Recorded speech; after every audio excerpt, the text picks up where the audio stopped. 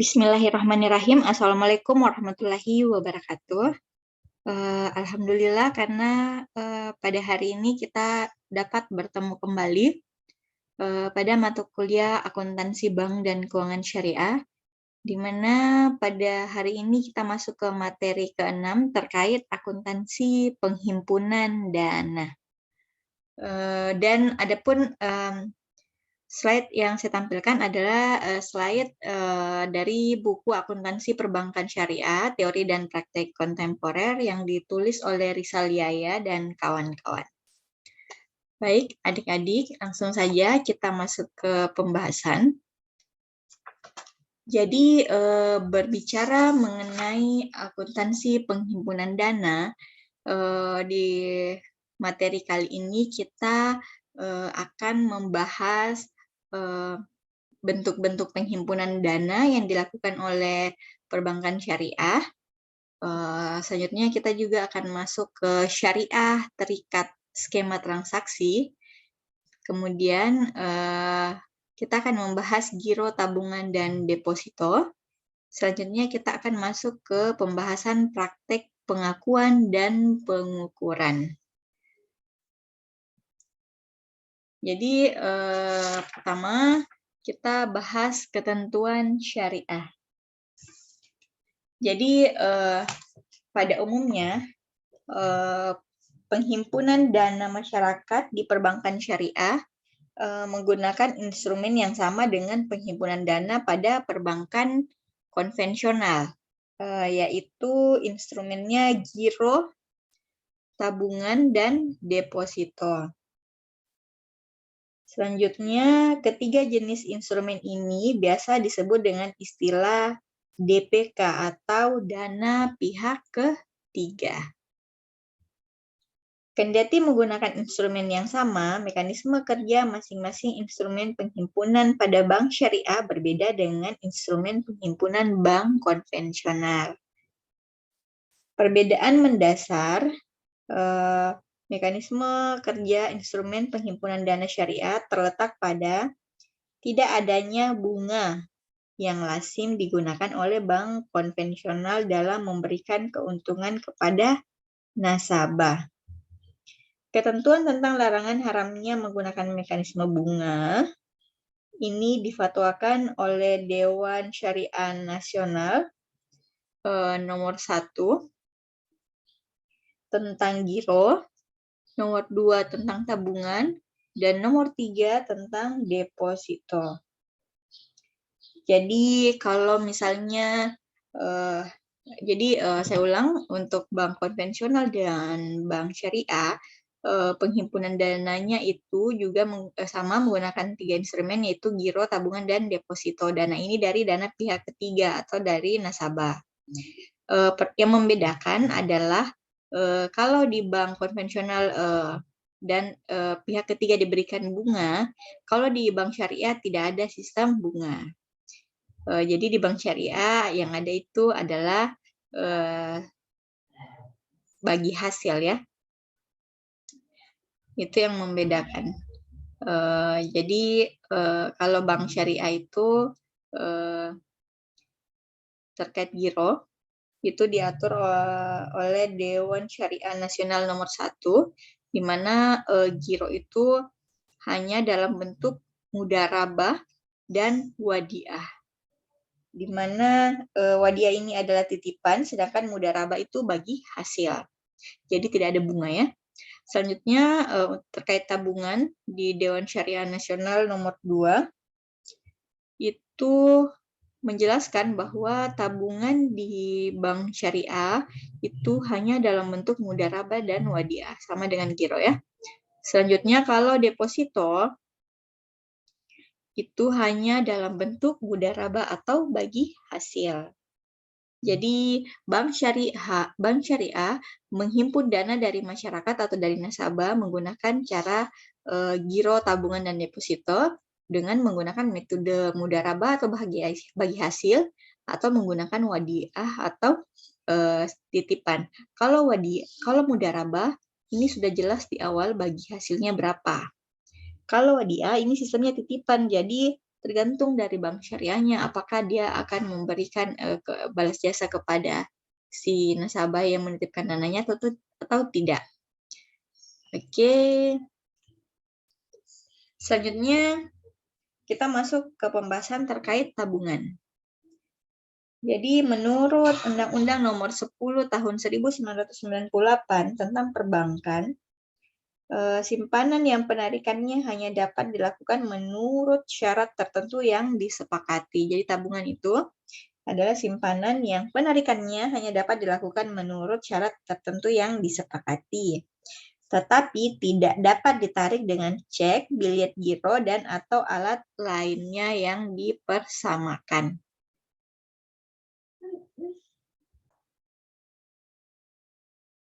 Jadi sama halnya dengan giro, mekanisme tabungan yang dibenarkan bagi bank syariah adalah tabungan yang berdasarkan prinsip mudharabah dan wadiah. Tabungan mudharabah harus mengikuti ketentuan mudharabah, sedangkan tabungan wadiah harus mengikuti ketentuan wadiah. Adapun dalam praktik perbankan syariah di Indonesia, sebagian besar bank syariah menggunakan skema tabungan mudharabah. Jadi memang untuk skema tabungan itu ada mudharabah dan wadiah, tapi yang kebanyakan diberlakukan oleh bank adalah skema tabungan mudharabah. Kalau tabungan wadiah itu jarang ya. Berikut akan dibahas lebih detail tentang akuntansi tabungan mudharabah terlebih dahulu. Kemudian dilanjutkan dengan wadiah. Baik. Akuntansi tabungan mudharabah. Jadi, akuntansi untuk tabungan mudharabah dan penghimpunan dana bentuk lainnya yang menggunakan akad mudharabah pada dasarnya mengacu pada PSAK 105 tentang akuntansi mudharabah, khususnya yang terkait dengan akuntansi untuk pengelola dana. Berdasarkan PSAK 105, paragraf 25, dinyatakan bahwa dana yang diterima dari pemilik dana atau nasabah dalam akad mudharabah diakui sebagai dana syirka temporer sebesar jumlah kas atau nilai wajar aset non-kas yang diterima. Pada akhir periode akuntansi, dana syirka temporer diukur sebesar nilai tercatatnya. Selanjutnya, transaksi penambahan tabungan mudharabah. Jadi untuk transaksi penambahan ada dalam bentuk setoran tunai nasabah, ada dalam bentuk transfer dari kantor cabang lain ke rekening nasabah, dan ada dalam bentuk transfer dari bank lain ke rekening nasabah. Jadi ini bedanya, kalau ini transfer dari kantor cabang lain ke rekening nasabah, kalau ini transfer dari bank lain. Jadi kalau misalnya Bank Syariah Indonesia, berarti si nasabah yang pertama melakukan penyetoran ke rekeningnya.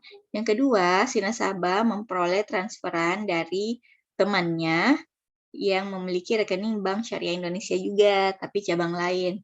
Kalau yang ini transfer dari bank lain, berarti si nasabah memperoleh dana transferan dari, anggaplah dari bank muamalat, seperti itu ya. Selanjutnya, penerimaan bagi hasil mudharabah ke rekening nasabah. Jadi,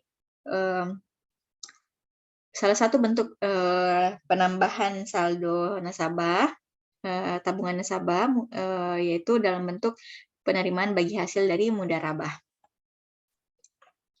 Ini contoh transaksi penambahan saldo rekening tabungan mudharabah.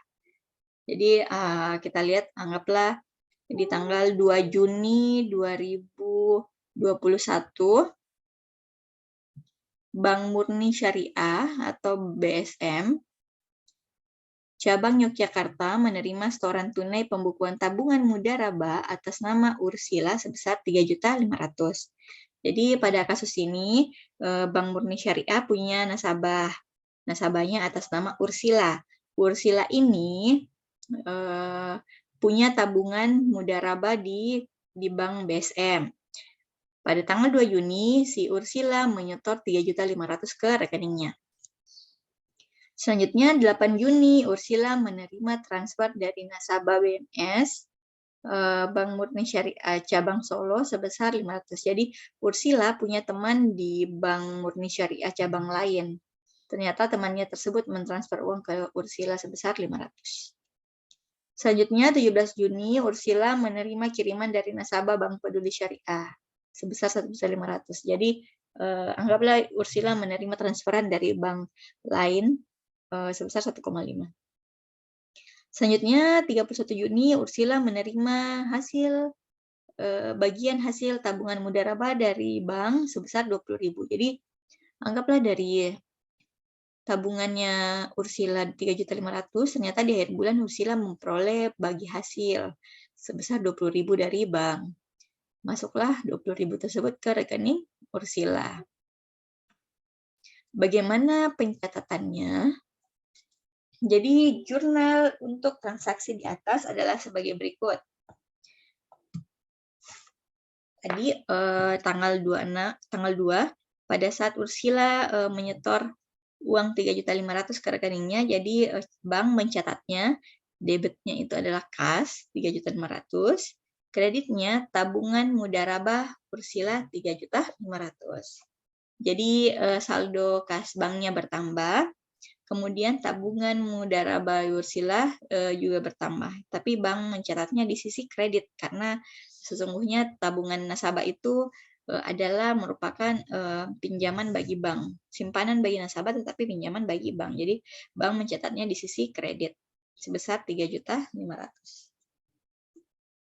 Selanjutnya tanggal 8 Ursila menerima transferan dari temannya di bank yang sama tapi cabang yang berbeda sebesar 500.000. Nah, bank mencatatnya debitnya itu rekening antar kantor atau RAK cabang Solo 500.000, kreditnya tabungan mudharabah Ursila 500. Jadi di sini tabungannya Ursila bertambah ya dari 3,5 menjadi 500. Selanjutnya tanggal 17 Ursila menerima transferan lagi dari bank lain.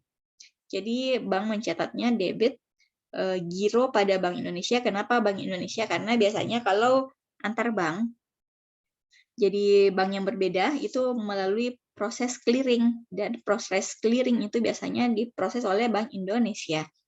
Jadi dicatat debitnya giro pada Bank Indonesia 1.500.000, kemudian kreditnya tabungan mudharabah Ursila 1.500.000. Jadi tabungan Ursila ini bertambah lagi 1,5. Selanjutnya, tanggal 31, Ursila memperoleh bagi hasil dari bank. Bank mencatatnya debit itu hak pihak ketiga atas bagi hasil 20.000, kreditnya tabungan mudharabah Ursila. Jadi bertambah lagi, isi tabungannya Ursila 20.000. Dan sekedar informasi, rekening antar kantor atau RAK juga dicatat di cabang yang mengirim. Jadi contoh yang tadi, banknya tempat Ursila punya tabungan itu mencatat, bank tempat transferannya juga mencatat. Baik, selanjutnya kita masuk ke transaksi pengurangan tabungan mudharabah. Jadi kalau tadi itu penambahan. Jadi tadi ini semua adalah transaksi penambahan tabungan ya, di mana Ursila menyetor, kemudian dapat transferan, dapat bagi hasil. Semua ini adalah penambahan saldo tabungannya. Selanjutnya kita masuk ke transaksi pengurangan tabungan mudharabah. Kalau berbicara mengenai transaksi pengurangan, itu bentuknya bisa dalam bentuk penarikan tunai oleh nasabah, bisa saja transfer ke rekening lain pada bank yang sama, bisa juga transfer kepada nasabah bank lain, dan bisa penarikan biaya administrasi, tabungan pajak, dan lainnya. Jadi transaksi-transaksi ini bisa menyebabkan saldo nasabah di tabungan nasabah berkurang. Kita lihat contoh kasusnya atau contoh transaksinya. Yang pertama tanggal 7 Juni Ursila, nasabah Bank Murni Syariah cabang Yogyakarta menarik tunai tabungan mudharabah sebesar 1,5, otomatis nanti berkurang tabungannya. Kemudian 11 Juni Ursila melakukan transfer 500.000 dari rekeningnya ke rekening tabungan nasabah Bank Murni Syariah cabang lain, cabang Solo.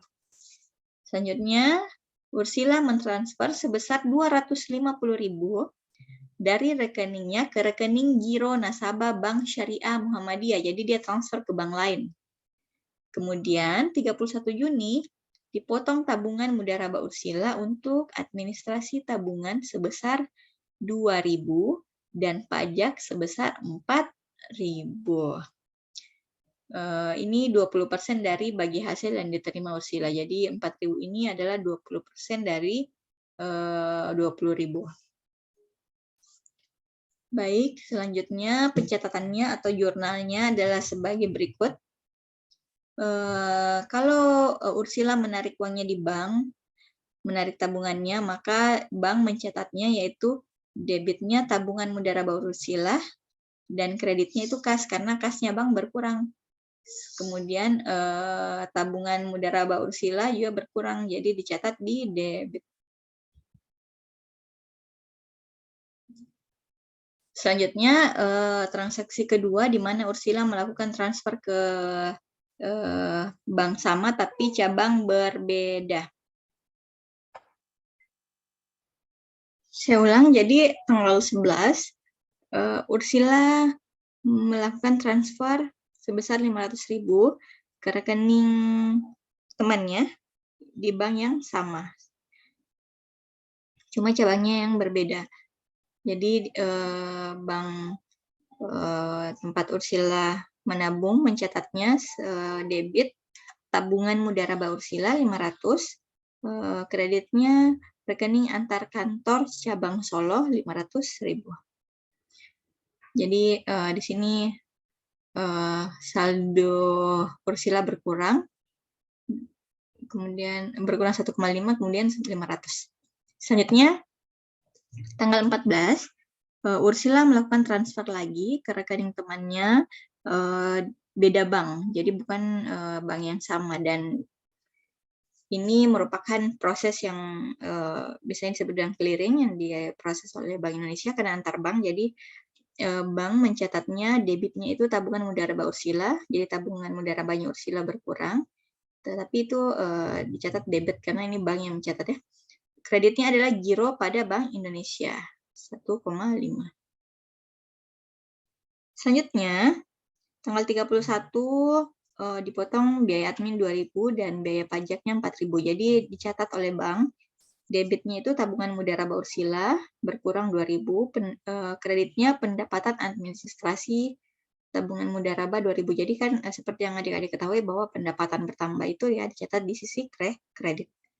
Selanjutnya debit tabungan Mudharabah Ursila 4.000, kreditnya titipan kas negara pajak tabungan sebesar 4.000. Jadi inilah kira-kira pencatatan atau jurnal yang ditulis oleh bank apabila terjadi pengurangan saldo nasabah di rekening tabungan Mudharabahnya. Selanjutnya kita masuk ke materi akuntansi tabungan wadiah. Jadi akuntansi tabungan wadiah pada prinsipnya sama dengan akuntansi tabungan Mudharabah. Perbedaan akuntansi tabungan wadiah dengan tabungan Mudharabah adalah dalam hal insentif yang diterima oleh nasabah. Jadi kita lihat ini tabungan Mudharabah berbeda dengan wadiah terkait insentif yang diterima oleh nasabah, di mana nasabah itu adalah pihak ketiga. Berdasarkan PAPSI 2013, tabungan wadiah diakui sebesar nominal penyetoran atau penarikan yang dilakukan oleh pemilik rekening. Setoran tabungan wadiah yang diterima secara tunai diakui pada saat uang diterima. Setoran tabungan wadiah melalui clearing diakui setelah efektif diterima.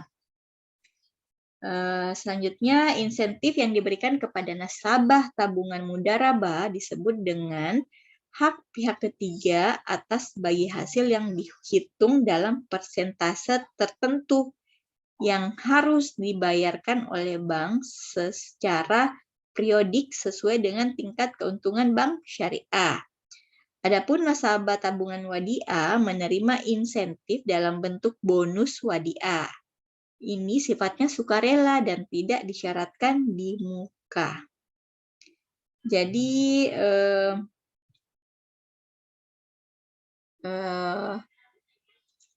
untuk mudharabah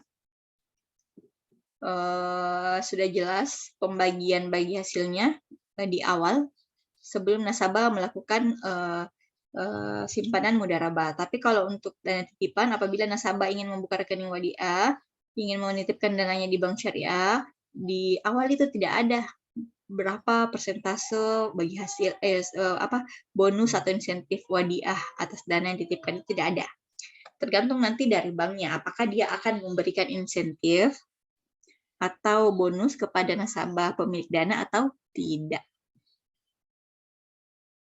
Adapun untuk contohnya, ini pada tanggal 5 Maret, Hania, nasabah wadiah Bank Peduli Syariah, menerima bonus wadiah sebesar 20.000. Maka jurnalnya sebagai berikut. Ini contoh kalau misalnya wadiah memberikan bonus, bank memberikan bonus terhadap nasabah yang menitipkan uangnya. Jadi bank mencatatnya, debitnya itu beban bonus tabungan wadiah 20.000, kreditnya tabungan wadiah Hania. Jadi rekening nasabah bertambah 20.000. Baik, itulah terkait wadiah. Jadi yang banyak digunakan di bank syariah itu adalah mudharabah ya. Selanjutnya kita masuk ke pembahasan giro. Giro adalah simpanan yang penarikannya dapat dilakukan setiap saat dengan menggunakan cek, bilet giro, sarana perintah pembayaran lainnya, atau dengan pemindah bukuan. Giro ada yang bentuk wadiah dan ada juga giro yang berbentuk dalam bentuk mudharabah. Baik, kita masuk ke pembahasan giro dalam bentuk wadiah. Jadi giro wadiah adalah giro yang harus mengikuti fatwa Dewan Syariah Nasional tentang wadiah. Akad wadiah adalah akad penitipan dana dengan ketentuan prinsip dana mengizinkan kepada bank untuk memanfaatkan dana yang dititipkan, dan bank wajib mengembalikan apabila sewaktu-waktu si penitip sudah ingin mengambil dananya.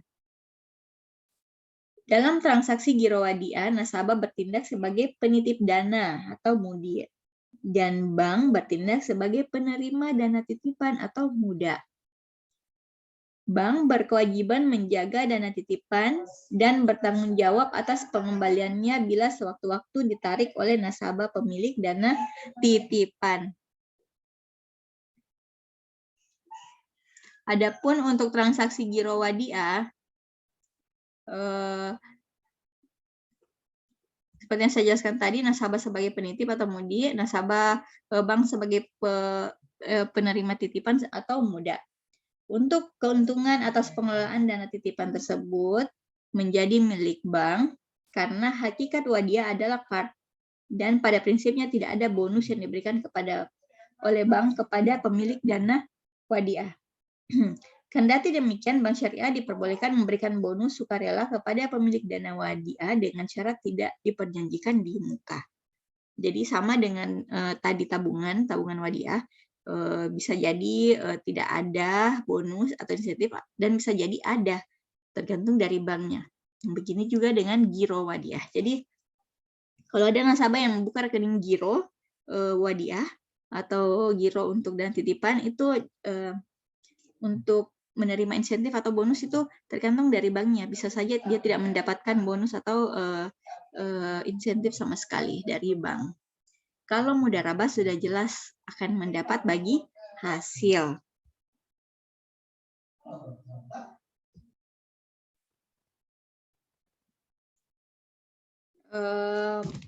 Terkait dengan giro wadiah, kita akan melihat transaksi penambahan rekening giro wadiah.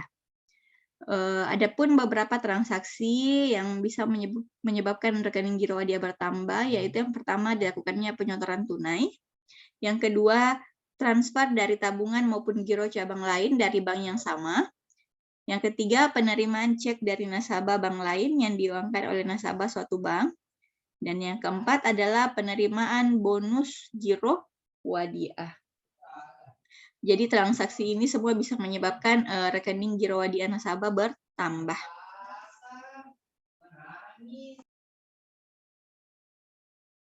Adapun contoh transaksinya, yang pertama tanggal 1 Maret, Bank Murni Syariah cabang Yogyakarta menerima setoran tunai pembukaan giro Wadiah atas nama Tharik sebesar 35 juta.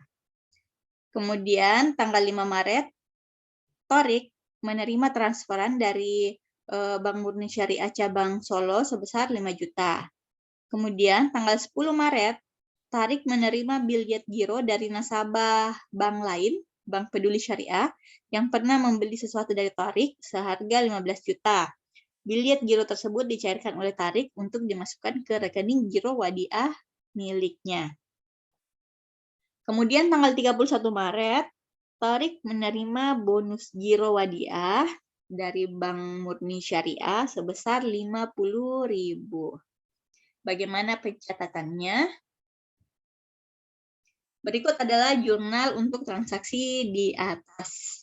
Jadi di tanggal 1 tadi, pada saat Tharik membuka rekening giro Wadiah dan menyetor dana sebesar 35 juta, maka bank mencatatnya sisi debit itu kas, karena kas bank bertambah 35 juta. Di sisi kredit adalah giro Wadiah Tharik sebesar 35 juta.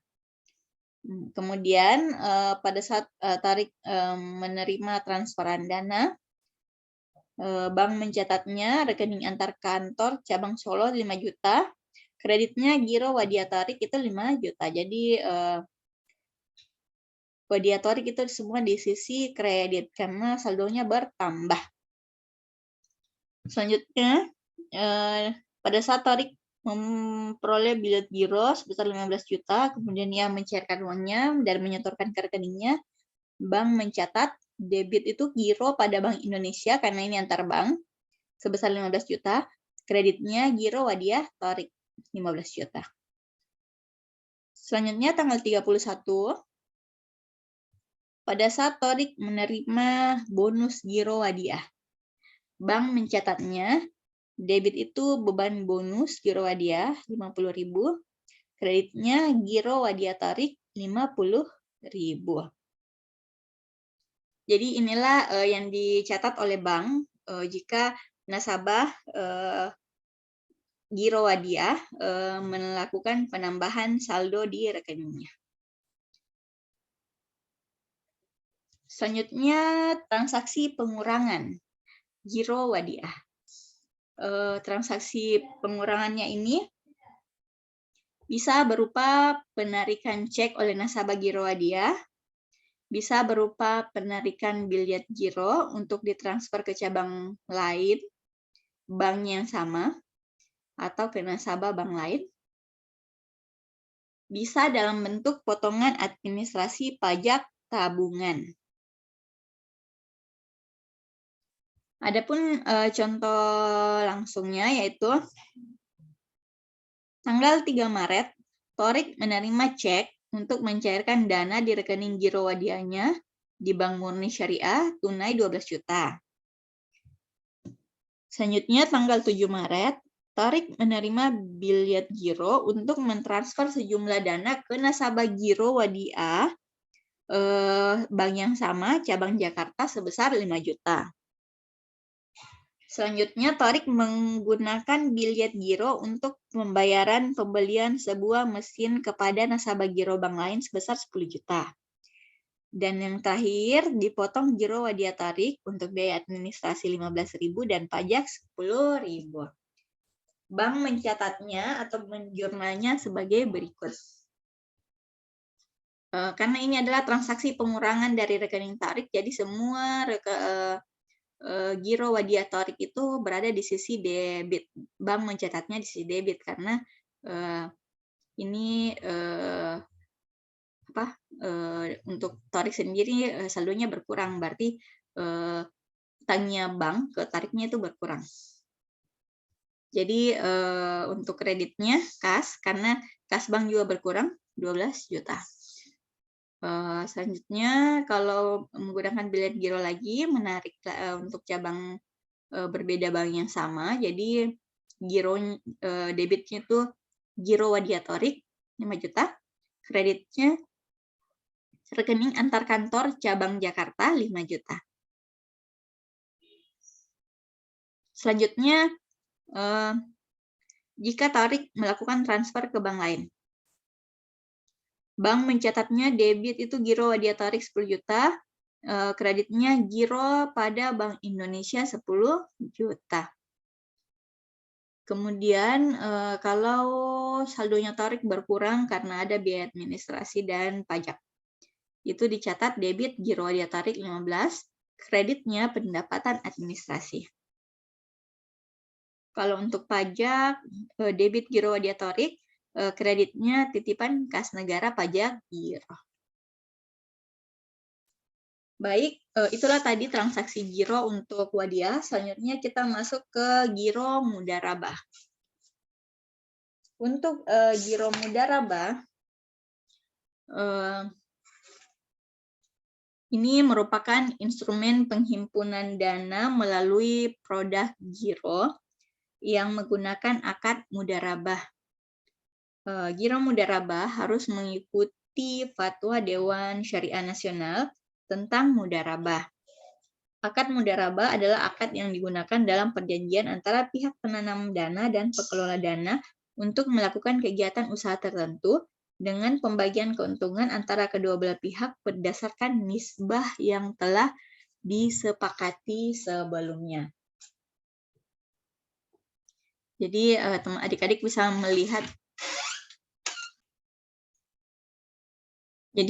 melihat instrumen penghimpunan dana melalui produk giro mudharabah itu menggunakan akad mudharabah atau bagi hasil, di mana pihak penanam dana si nasabah dan pengelola dana itu adalah bank syariah. Di sini ada akuntansi giro mudharabah dan akuntansi giro wadiah. Ini yang membedakan yaitu terkait dengan insentif yang diterima oleh nasabah. Kalau akuntansi giro mudharabah itu insentifnya sudah jelas dari awal berapa persentasenya. Kalau akuntansi giro wadiah itu tidak jelas, tidak dibahas sejak awal. Jadi ini tergantung dari banknya apakah akan memberikan insentif atau tidak.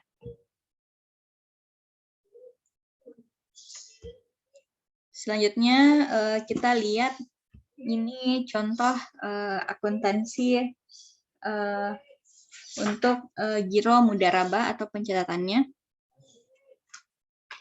di mana pada tanggal 5 Maret, Hania nasabah giro mudharabah Bank Peduli Syariah menerima imbalan bagi hasil atas rekening gironya sebesar 45.000. Maka jurnalnya debit itu hak pihak ketiga atas bagi hasil 45.000, kreditnya giro mudharabah Hania. Jadi saldo rekening mudharabah Hania bertambah 45.000.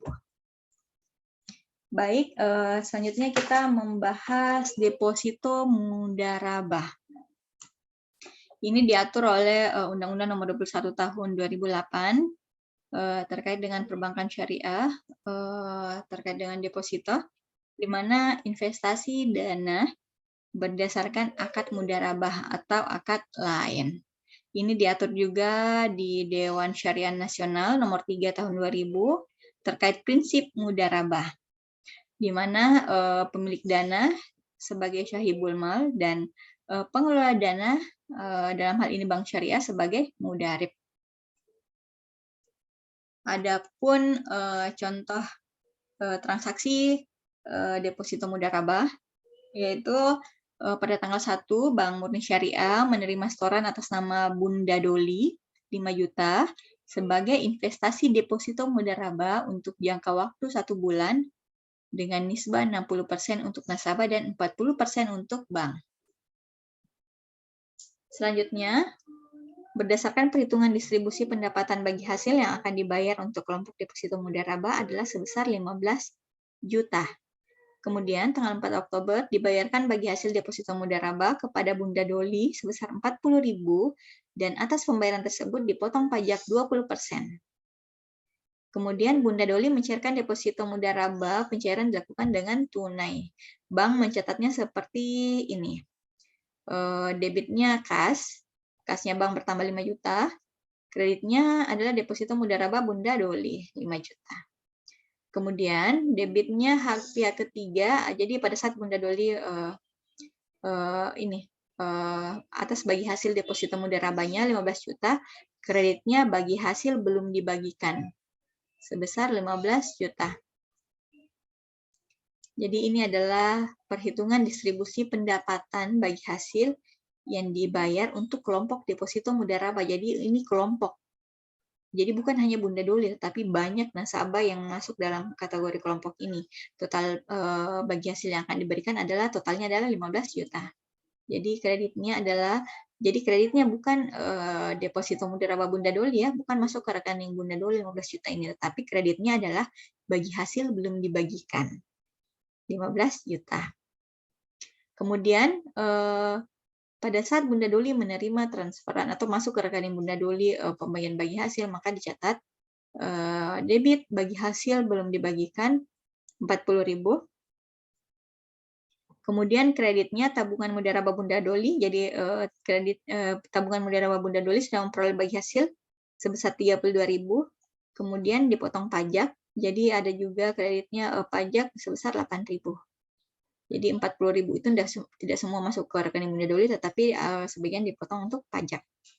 Selanjutnya, pada saat Bunda Doli menarik uang tabungan deposito mudharabahnya, maka bank mencatat debitnya deposito mudharabah Bunda Doli 5 juta, jadi saldo Bunda Doli berkurang 5 juta.